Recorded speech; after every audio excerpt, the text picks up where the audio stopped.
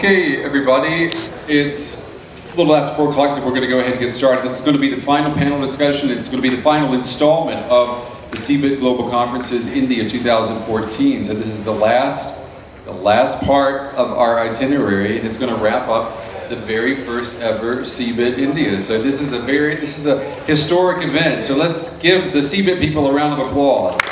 Excellent, excellent. And we want to wrap this event up with a panel discussion on mobility. Obviously, we've talked about mobility a lot the past 3 days, but this one talks about mobility, how to run your business with your smartphone. In this mobile age, businesses can be done from anywhere using a smartphone. With the right apps, you can choose business deals you want to close, you can engage with your customers, you can collaborate with your co-workers, you can monitor your campaigns, you can check your inventory, you can even pay your employees, provided the infrastructure and the grid don't go down on you, right? That's a pitfall. We're going to talk about all of those pitfalls and promises now. Give a round of applause for the panelists. I'm going to ask the gentleman to come up to the stage right now. Gentlemen, if you could come up here.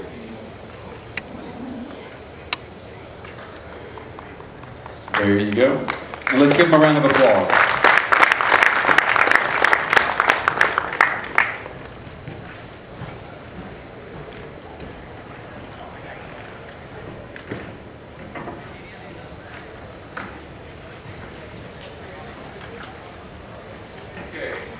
All right, it's good to see everybody. Same procedure as we've been doing all week. We're going to ask everyone to just give a brief introduction of himself and let us know who you're with so that the audience kind of knows how you fit into this discussion. We'll start all the way down at the end. Blackberry. Hi, good afternoon everyone. I'm Sunil Lalvani. I'm the Managing Director for Blackberry India. Been with them for about 5 years. Love my job. Love the exciting stuff we announced last night. Can't wait to share it with some of you today. Hi, my name is Deepak Pande. I work for Vodafone. I run the SME business for Vodafone. Essentially, we sell telecom and IT solutions to small to medium enterprises. Hi, I'm Sridhar. I work with Wipro, enabling communication service providers on connected world. And I've been working in the technology from the time the entire enterprise computing was less powerful than the handsets you're holding. I've been a programmer and I've run my own enterprises. I've been part of communication business along with Deepak Pande in Vodafone for a long time. And then now I'm in the consulting group of Wipro. Hi everyone, my name is Kompella. I'm a senior industry analyst with the US-based Real Story Group. RSG is an industry analyst firm that counts 15 of the Fortune 20 as its clients.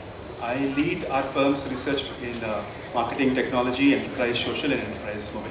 I'm also the co-author of Enterprise Mobile Technology, which is a guide, an enterprise guide for enterprise mobility. Happy to be here today. Thank you. My name is Paul Ybarra. I'm the Global Vice President for a company called Tangoe. My background includes working for a couple of the carriers back in the United States, and most recently, for the past decade or so, I've been in an industry called Telecom Expense Management, which is now morphed into EMMS, which is Enterprise Mobility Management, and has everything to do with managing devices from start to finish, from procure to pay. Thank you, gentlemen. EMM, that's a good thing to pick up on. What do we mean when we talk about EMM and running our business from our phone? It sounds wonderful, it looks great on paper. How realistic is it? Paul, you want to give a shot at it? Yeah, over specifically the past 5 years, it becomes very realistic to run your business from your phone. You talk a little bit about EMM and it means different things to different people, and there are a number of things involved with it. I think many of the biggest things that are overlooked when we're talking about EMM is planning. I mean, the whole discussion around how do you run your business, the first thing you got to do when you're deploying a mobile strategy is to plan, is to come up with what your goals are around devices, around procurement of those, and securing those, which are a big thing. EMM encompasses what I call as the digital workplace to go. mean, most enterprises today, their workplaces is fairly digital, and now in the last few years, what we're saying is that almost all the tools that you use to get your work done, they have a mobile app or a mobile interface as well. So that's managing the whole ecosystem around it, the whole services, the process, the technologies. That to me is enterprise mobile management. Yeah. As a CIO, I face certain challenges where the customer-facing or mobile employees wanted the applications to be working for them, and they wanted to use their own device much before the paradigm started as BYOD. And now it looks like BYOA, bring your own application. So under this, the major challenge we faced was when the employee starts all the convenience, there is a challenge of employees' privacy and customer data privacy and all other risks coming along with that. So the only way, then suddenly the burden comes on the CIO. How does he manage? How does he ensure? So EAM becomes a basic platform by which these paradigms can be maintained and managed.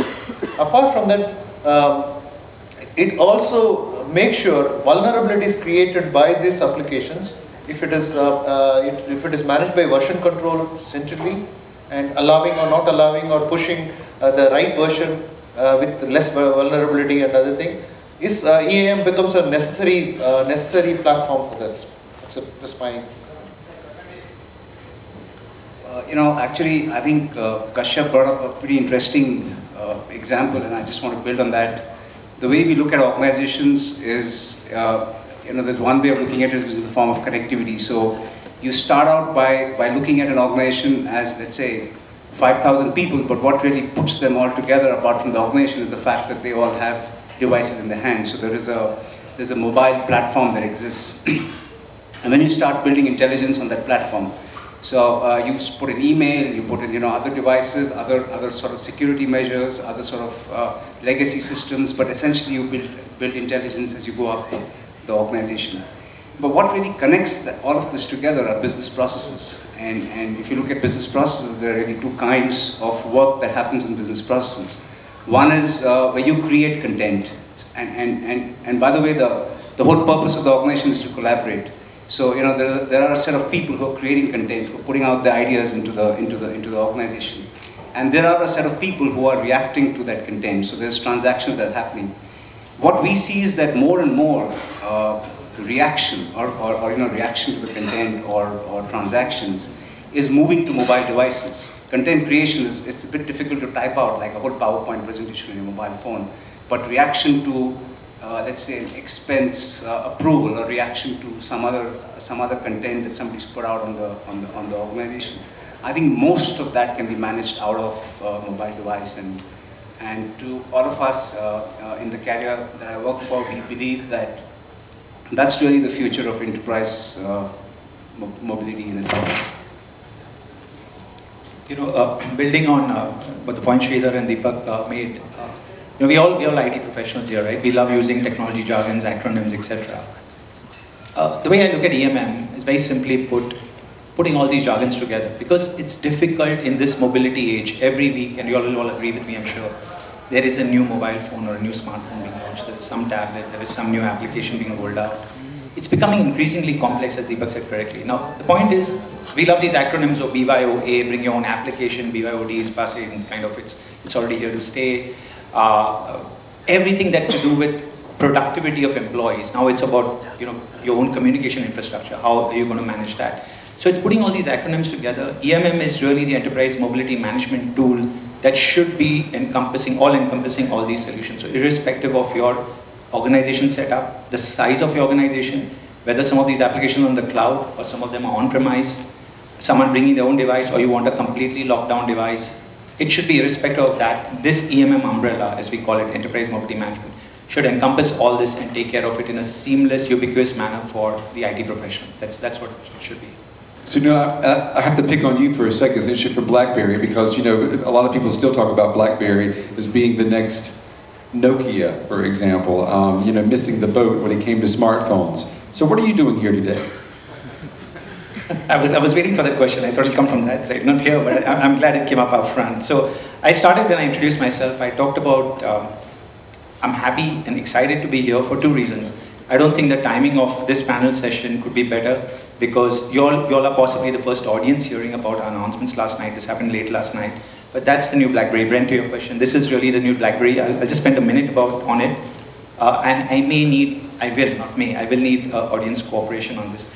How many of you make or receive conference calls while driving to work or coming back? Just a show of hands.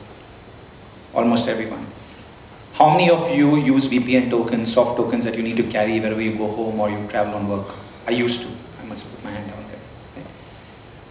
there. I'll just take that way beyond. How many of you use third-party instant messaging tools? I have nothing against WhatsApp, I use it, but how many of you use WhatsApp for work-related communication? That's a lot of you, right? I'm just giving some examples. What we announced yesterday is the new BlackBerry. We are not exiting devices, I must put that up front. We have the Passport, we have the Classic coming up. These are devices targeted at users like you. So our devices portfolio will continue, but targeting a focused customer base, which is people who value productivity, communication and collaboration, but the underlying architecture of security will never be compromised. We've always taken great pride in the fact that BlackBerry's DNA and success has been built on security. What we announced last night was multiple solutions, software as a service, hosted solutions. We didn't announce any new device last night. It was all about different services and software and solutions rolled out last night. But the underlying architecture of BlackBerry security was cutting across all that. A quick example, and I'll take maybe a minute more, Brent, on this. The reason I asked you all for show of hands is, when you make or receive calls in your car, the irritant is that you've got to remember the dial-in number, the PIN number, the password. If you're driving, that's a hazard, not only for you, but more for the other people around you. What we've done is the server dials you out. The line drops, no offense to the carriers here, but if the line drops, the server will dial you back. If you're delayed to join that call, you can just touch a button and the call will happen after 5 minutes, 10 minutes, whatever. We call it BBM meetings. A social collaborating tool that cuts across all platforms. So it's not about BlackBerry devices alone, it's all about Android, iOS, BlackBerry, and going for Windows. This will be offered across all these platforms. So no need to remember complex IT passwords or numbers. It's secure, it's private, it's managed. Subscription-based service rolled out by BlackBerry. VPN tokens, you can lose that. The IT team has to manage it, issue passwords. You got to remember passwords. Now it's all done on your BlackBerry device. Simple, because you don't leave your home without your device. Most of us tend to carry a device wherever we go. Your VPN token or your VPN access is now enabled through your device. You don't need to issue tokens or soft tokens to employees. Just two examples. Someone who's in a highly regulated environment, you want secure communication in the form of instant messaging. We have BBM protected, will soon cut across all platforms, allowing you to provide encrypted communication between employees, partners, customers, sending files, receiving files, completely encrypted, audited and logged in your IT infrastructure. So the potential of misuse, I would never say there's no such thing as 100% security, but the potential of misuse comes down drastically when you have solutions like that. That's what BlackBerry takes great pride on. Now, what we announced last night was multiple of these solutions, but the core of all this is what we announced as BlackBerry Enterprise Server 12, our new EMM mobility platform, which is really managing all the endpoints in your environment, whether it's Android, iOS, Windows, BlackBerry OS, which is the legacy BBOS devices, or even the new BB10 devices. One single console, one single server, managing all these solutions that I talked about, and with forward compatibility to the cloud as well. That's really the new BlackBerry. It's all about software and services. It's all about productivity tools and solutions for unified communication and collaboration, but not compromising on the underlying security architecture that we take great pride on. So just to back up Sunil on BlackBerry, I don't know how many of you remember this, but when Barack Obama was campaigning, he was using an iPhone. But when he became the US president, the first thing that the Secret Service asked him to do is to switch to a backend. And even not just the US president, but even all the enterprises are always asking us, security, what about security? We want to move so much of it into the cloud, into the mobile. So we sort of analyze the security levels of different platforms, and BlackBerry does lead the pack when it comes to security. Thanks, Kashyap. I mean, we didn't even. Do you guys work together? I'm glad you said this. I heard him planning this earlier. Exactly. Yeah. But no, the BlackBerry is not sponsoring me. I mean, I will not to get too much up, but I will say there is a lot to that. I mean, maybe if you follow the news, you know what happened last year when the German chancellor's cell phone. It was revealed that her cell phone had been tapped by the NSA, and there was a lot of hysteria in the media about this in Germany. And my question was to her security people, well, why did you let her use a phone that wasn't protected? And she had something like a Nokia phone, one of these that just, where you still do like this, you know, very 1995. But you're right, the security issue was there. But before we get any further into the discussion about the phones themselves or the smartphones, what good is all this technology for running your phone or your company if you can't rely on the infrastructure, i.e. the power grid, for example? I mean, if you're driving and you're having a conference call and all of a sudden, you know, you hit somewhere where the power goes out, well, what good is that? You just lost everybody. Isn't that your first challenge here in India? I mean, I've been hearing all week from people from all over the IT sector talking about, you know, complaining about power dropouts in the country. Who wants to respond to that? See, I can respond as a consumer. Yes, it's a big problem. So hopefully the carriers and the people who are working with the carriers can grow. So, well, I don't know what these guys have been talking about, this power problem. I don't have the statistics about the Indian power, you know, in terms of what is the output and so on. But as a consumer, and you know, to take on what Kashyap says, I live in Bombay. We don't have power cuts. I haven't had a power cut for many years. Privatized distribution. Privatized distribution may be the way to go. I have no idea about that. But let's ask the audience. I mean, how many of you have had to deal with power outages, power dropping out? So it's a real problem. Well, in many of the countries, including India, sometimes it comes down to bandwidth, right? Is the government willing to step up and actually make available the necessary bandwidth to support some of the faster speeds that are going to be required with the amount of data that is being pushed over the mobile devices? I mean, you heard everyone on this panel talk a little bit differently about other aspects of EMM. Some of it's social, right? Social means you're on it a lot. You're texting like the kids do now, but you're doing it in a business collaborative way, working on whatever project you might be launching. Or you might be sending documents from within that. So the bandwidth is going to have to be increased in the country, specifically, most likely here. But I think, you know, everyone in this room travels. You go around all over the globe, and it's still an issue. You know, you're driving the motorways in London, and you run into the same problem where you're dropping 3 or 4 times during a 30-minute conversation. What about the emergence of enterprise app stores? How are they transforming the workplace? I can take this. Enterprise, the app store, apps are the things which are driving, and the employees want to use the same device for their personal use or games, or entertainment, as well as enterprise. This is where there is a gap between what the employee asks and what is the CIO's responsibility. Employees ask efficiency in terms of, you know, work-life balance from the device. At the same time, CIO's thing is how to cover the risk. The risk is employees' privacy as well as enterprise data privacy. Okay, so this is where the app store, which has to maintain this thing, as I talked in the introduction, the initial thing itself. How do you maintain the vulnerabilities addressed by the latest patch or latest version management or of the application and everything? We require a platform which is automatic, which can be pushing and managing irrespective of what device the employee or our partner is using. Now, the devices are not just employee efficiency alone. We should think about any of the taxi, if you're ordering, let's say, Ola taxi or taxi for sure, the person who is the driver is also part of the entire system, ecosystem. Instantaneously, it is connecting both and then making the commerce happen. In this kind of risky environment, you can't have vulnerabilities on the phone or application. So we need to manage the versions, and so those applications cannot be allowed to be downloaded from anywhere else. It should be controlled, and controlled versions, controlled codes should be pushed from the enterprise, which is managing the partner as well as employee. At least within the container of the employee's device, if not for every other purpose. Only for that purpose it should be pushed. So do we have methods of doing that? That's what we should look at.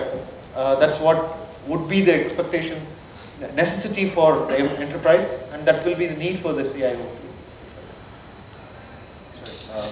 I think enterprise app stores present a large opportunity for many people. And if any of you are developers out here, I think you should look at that opportunity, because it is not so much for large enterprises, but definitely for small enterprises. There's an opportunity to give them solutions around business automation and bundle it and put it together. And actually, that's where carriers like us come in, because we create products around them and we bundle it and sell it as a package.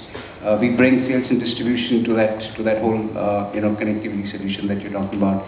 But clearly, for small enterprises, this represents an opportunity to use products and services that they might not have access to, what larger enterprises could be using, and so on. So I think it's definitely the way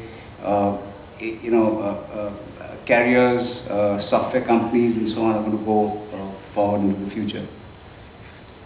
Just to add to that, I was looking at some statistics, and more than 1 billion apps have been downloaded from iTunes and Google Play Store. So if you think about it, that's like installing 1 billion pieces of software on a computing device. Prior to the app stores, installing software was like a ritual. You sort of downloaded everything, you read an instruction manual, and then you prayed that everything worked. But now, everybody can install software. So it's really a tremendous innovation in terms of a distribution of software. Yes, but it needs to be done in a controlled and a secure manner, like the gentleman here mentioned. So if you keep two things in mind, enterprise app stores will be very successful. One is retaining the same ease of use that consumers have become to expect from the consumer place app stores, and security. What about?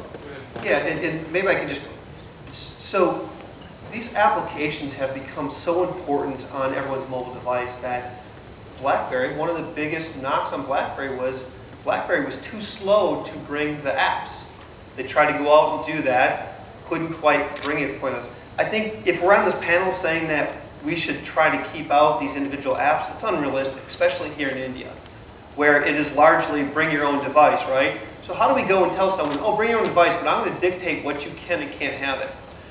My company, we do MDM, as do most all of us on this panel, and I think it's still unrealistic to say every device out there that's connected to corporate should have MDM. Great concept, right? Because it brings security, it brings all the safety. I think if you have to talk about a minimum threshold that every business device should have, it should at least have containerization. And what containerization does is it creates within a single device, and I'll pull up my BlackBerry.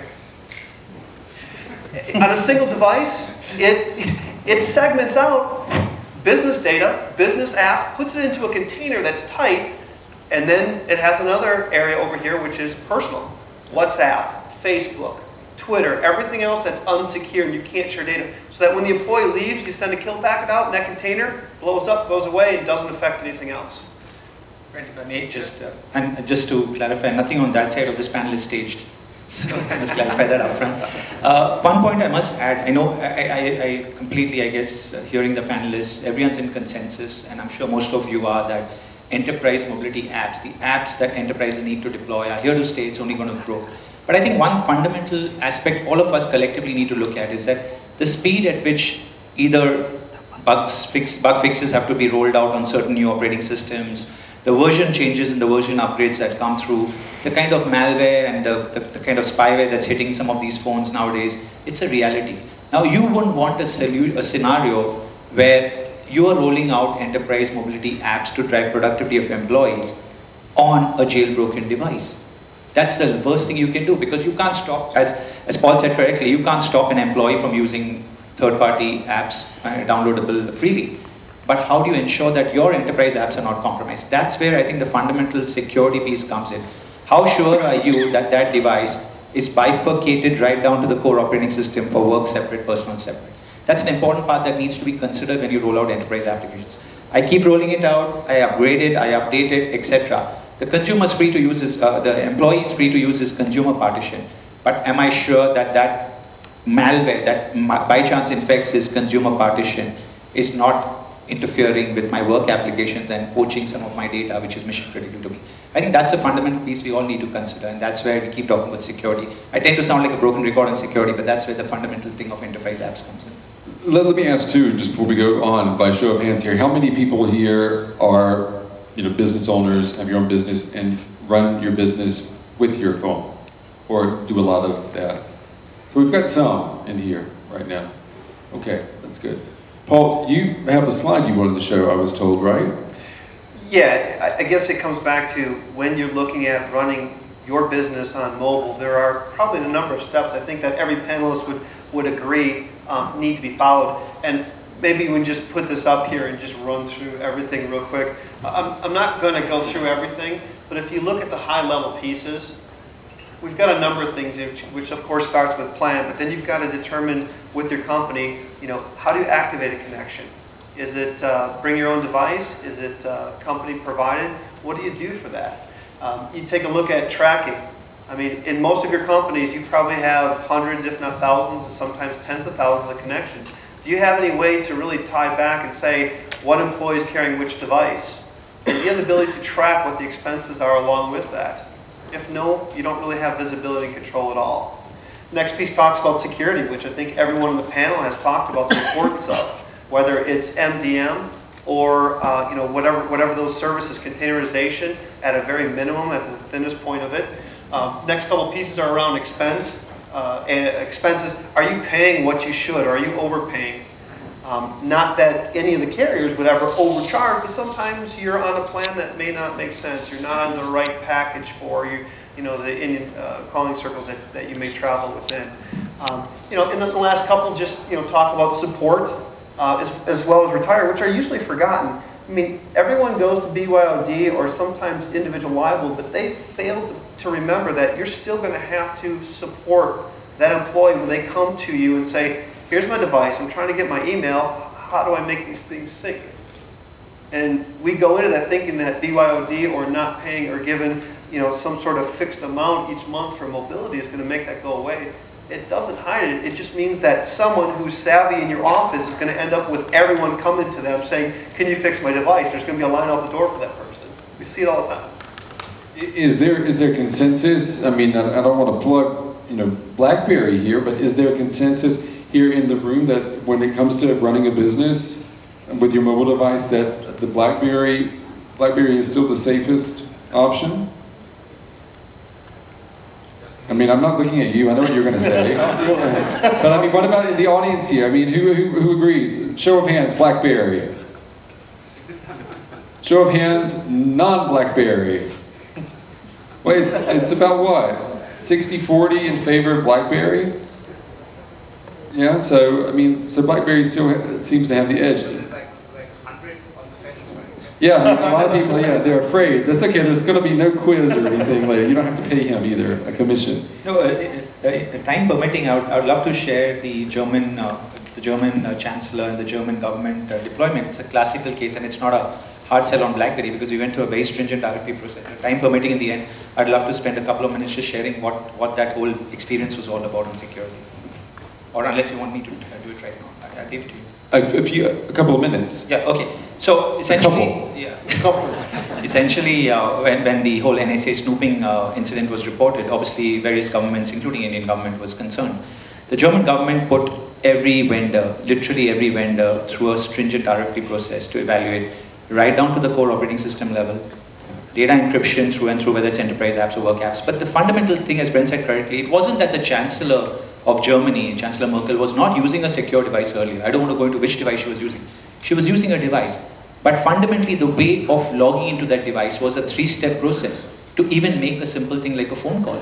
Now, that is an impediment. When you're making, at that level, when you're making calls, you want the ease of ability and immediacy to make that call. You don't want to go through 3 steps to get through the security barriers and then make that call. And that was her argument for not wanting. Exactly, and that was the argument. What she used to do is put that in her handbag or put that away and use her normal phone to make calls, and that's what got snooped upon, supposedly. Now, through the RFP process, it was we want encryption through and through data and voice, but we want the ease of manageability of that, and we want the ease of use. More importantly, what we tend to forget in security, and maybe again another 30 seconds, Security is fundamentally a fundamental part of enterprise mobility. I like to give this analogy. It's like driving your car on a highway, right? That's enterprise mobility. It gets you there, it gets you fast, it drives productivity. Security is like the brakes of the car. You look at brakes of the car as something that slows you down. But would you be able to drive fast if you didn't have brakes? You would think twice over. It gives you that stability, it gives you that confidence to drive your car fast. This is what security means to German government and other governments. Give us the security underlying architecture, but make it easy for her to use. And today we are 1 year down the road of implementation, where we've got 13 out of the 14 departments of the German government using Secure Smart, which is secure voice, using BlackBerry's enterprise server to encrypt everything that they use, whether they're traveling to North America or Australia for any government meet. Every bit of data that flows through that device is encrypted end to end. And it's the ease of use that won us that deal. Before we open it up for questions from the audience, what about engaging with customers? I mean, we've talked about running the company, payroll, talking to your employees, but what about engaging with your customers, with your mobile device? How feasible is that? What works? What doesn't work? Who wants to take a stab at that? So, I think more and more customers, and actually all of us around here, I guess, are comfortable with engagement through a mobile device. So, there are more and more people using apps, they're using, all kinds of stuff on the device. So typically, I think a lot of organizations have a very clear strategy by which a lot of their customer engagement practices are built around mobile devices and are built around applications that I think every bank today has a mobile app. I think even the government of India, for example, has started putting out mobile apps, though I don't know who's going to use them, but they've started putting it out. So I think engagement with customers is clearly what is becoming more and more important for organizations, and clearly it represents using a mobile phone represents a one-on-one engagement, which is very difficult to get by. So if you are able to engage for a length of time with the customer in any manner, you're probably getting a deeper understanding of the customer, you're getting a more intimate customer engagement. So I think it works for everybody. So just to put some Indian flavor to this thing, there are more mobile phones in India than there are toilets. Yeah, we heard that on Wednesday. Okay. So it hasn't changed since then, despite the Swachh Bharat campaign going on. But the Prime Minister is going to change that, isn't he? In 10 years, that's a 10 years program. But on top of it, some statistics show that an average user interacts 150 times during the day with their phone. So there are a lot of people and there are a lot of interactions happening. So you cannot not afford to engage with customers. In fact, that's going to, for many companies, that's going to be the primary interface through which they'll engage or through which they'll interact with your company. Yeah, I mean, I take a look at the generation that's coming through right now, just entering the workforce, and that always gives you a good indication of where we're going from a technology perspective. If you look at what many of the people coming out of universities right now and entering the workforce are doing, they're interacting socially with, I guess not Facebook. I was told by my daughter that Facebook isn't cool anymore. You're well informed. But if you take a look at things like, the quick texts that they send, to me, that's where everything's going. It's going to be extended to our customers. My organization, Tangoe, we've got a secure social networking app that's out now. IBM has it. You just announced that yours is coming out as well. To me, it's that networking, like Ybarra, where I, as a customer, and maybe a vendor that I'm using, if we're implementing something, I want to be able to send a fast, quick chat back and forth saying, when can I expect delivery of this? And I want instantaneous response, because that's what mobility does. It puts all the answers in your hand, right? Now it's just a matter of how fast can we do business? How fast can we conduct business? And that's what this next generation is getting accustomed to, is immediate gratification. I want to know my answer right away. And we're going to see that over the next 5 years, because every company here of any size is starting to come out with a secure social program that extends into the enterprise. Questions from the audience? We've got like 10 minutes or so before we have to wrap up. Got a gentleman over here. Do we have a microphone?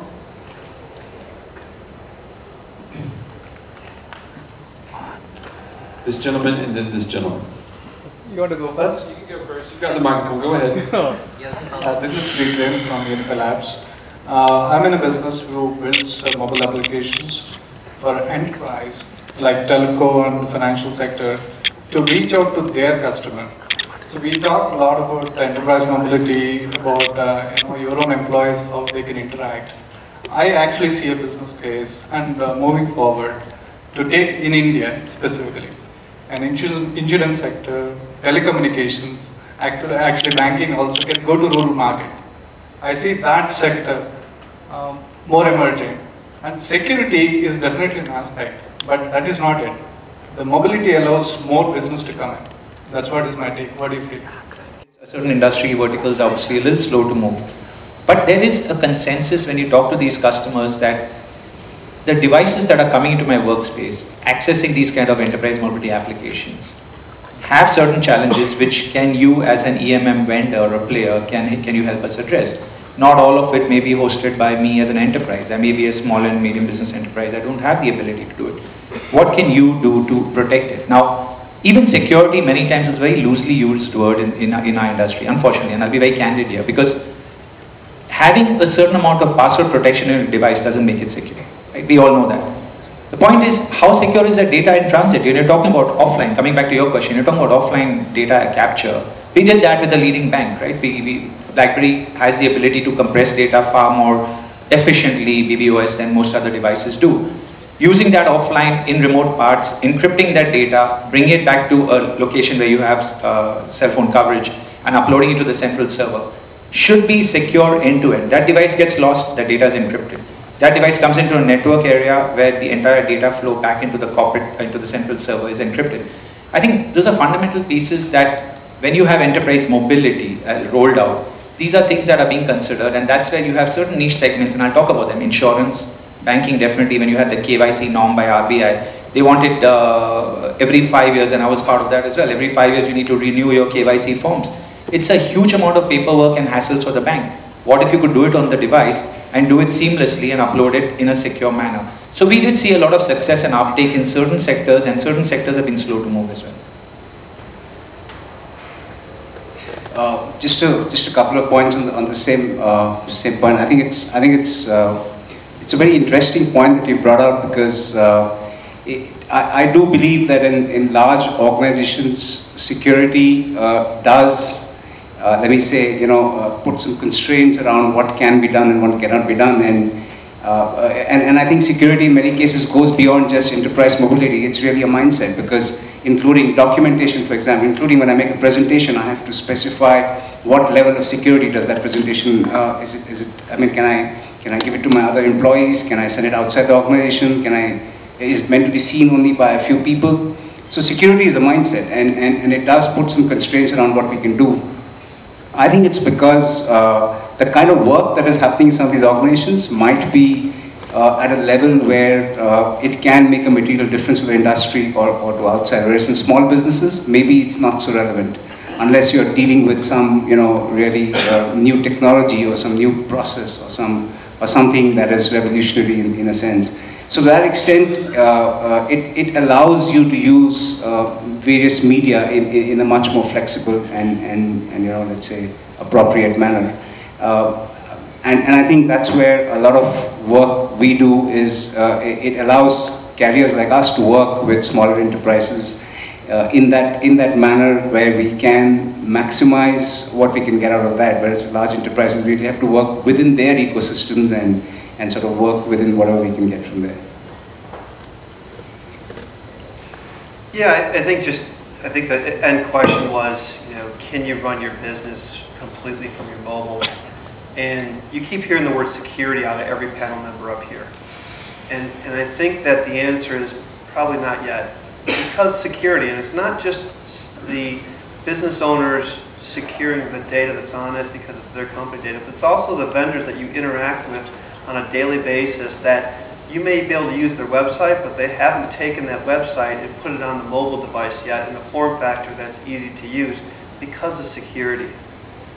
So it's coming, it's just, I don't think it's there yet. And the panel may disagree, but I think that's a driving force behind the slow adoption for many of the largest companies in India as well as around the world. I have Okay, final comment, then we're going to have to wrap it up. Go ahead. Because of virus, have you stopped using PCs? Because of wireless, have they stopped? Virus. Have you stopped using PCs? Have you stopped using PCs? We have not. Because of security reasons, are we not going to take the advantage of mobility? In India, I can see that contributes a lot than what it takes away. No, I was going to say, yes, we haven't stopped using PCs because of viruses, but the number one biggest threat, technology threat all businesses are facing is cybersecurity. So it's much more on the top of the agenda than it was before. No one wants to be on the front page of the Financial Times saying that your company was hacked from a mobile phone. And that's a good way to end it. No one wants to be on the front page of the Financial Times. All right, let's give these gentlemen a big round of applause.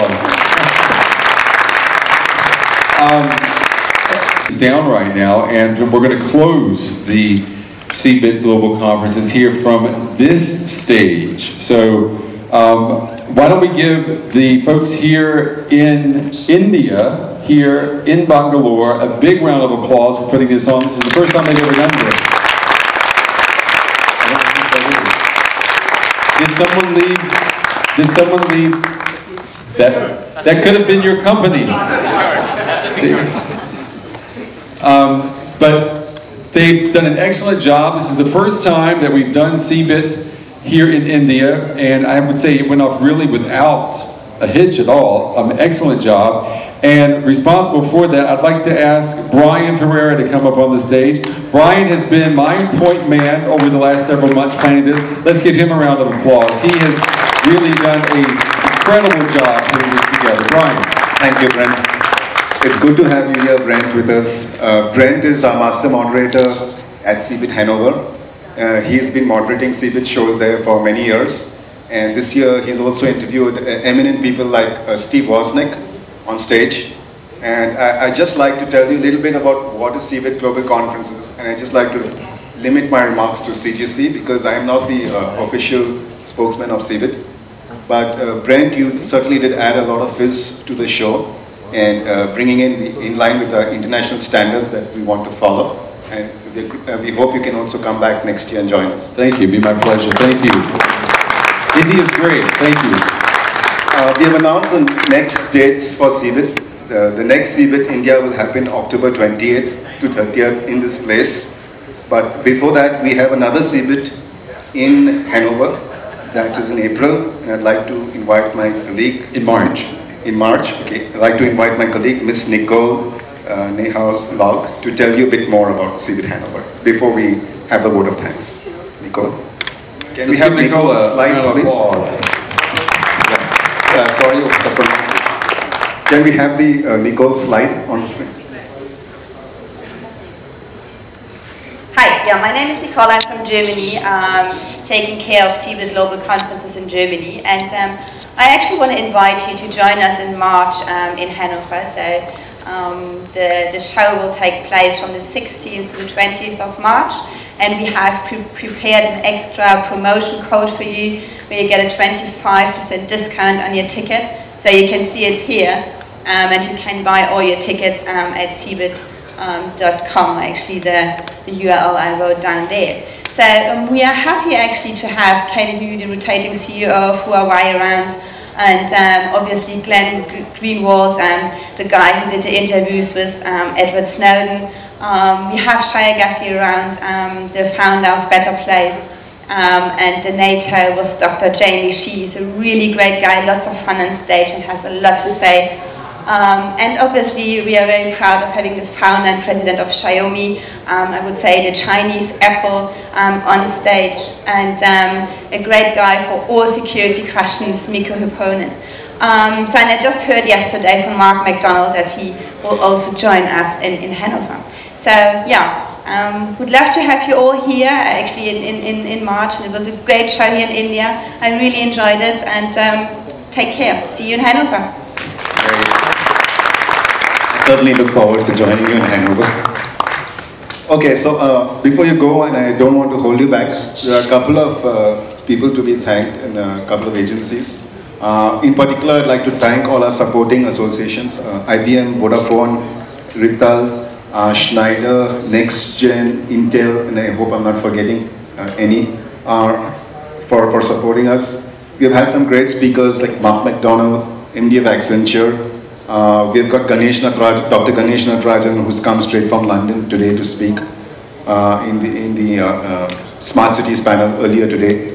We've had some great partnerships for CBIT India with the government of Karnataka.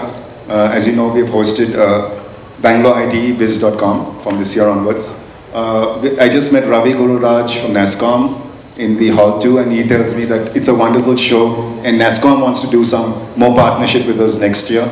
So that's very encouraging. So some great sessions. A connected car panel was a house full. Smart cities was a house full. Some of the keynotes was a house full. We also like to thank the audience for supporting us and coming all the way. I know it takes a lot of time to get here, but we really appreciate seeing you all here, a full house even at the end of the CBIT show. CBIT does not end today because it ends today, but we have another show called Plugged In, which is happening from today onwards for the next 3 days in hall number 1, which is our B2C show. I'd like to invite you for Plugged In as well. Now a couple of people to thank. A lot of people have worked round the clock very hard to make this, you know, it's not easy to put a show of this magnitude together. People have been working all night, and I would like to thank all of them. There's too many names. 2020 Media, a PR agency, for all the publicity.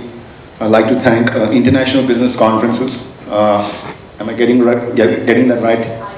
IBC, yeah. Hina and Syed, who have worked round the clock, wherever you are, just show yourself. Who have made all the AV possible. Brilliant world-class standards with gigantic LED screens and all the lighting and sound. Amazing. It's great to work with you. I look forward to working with you once again. Thanks to our international speakers coming all the way. Thanks to a lot of HMFI staff, that's Hanover Milan Affairs. If you are here, could you kindly step up so that I can see you? I guess they're still at their battle stations. I would also like to request our team from Hanover, Dr. Andreas Dutman, Dr. Andreas Rupchov. Can you kindly step up? Rene, Nicole. Dr. Yeah. Would you like to say a few words about CBIT India? What is your feeling? How does it compare?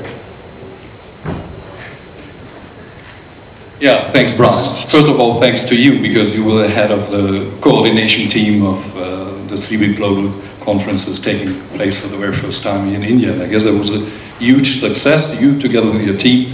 Brent, thanks a lot. Nicole, thanks for the support from Hanover. We are very proud that we were able to deliver such a high caliber program to you. Talking about CBIT, I guess we can almost say the same. It was also our debut event here in Bangalore, and I guess it was a good one.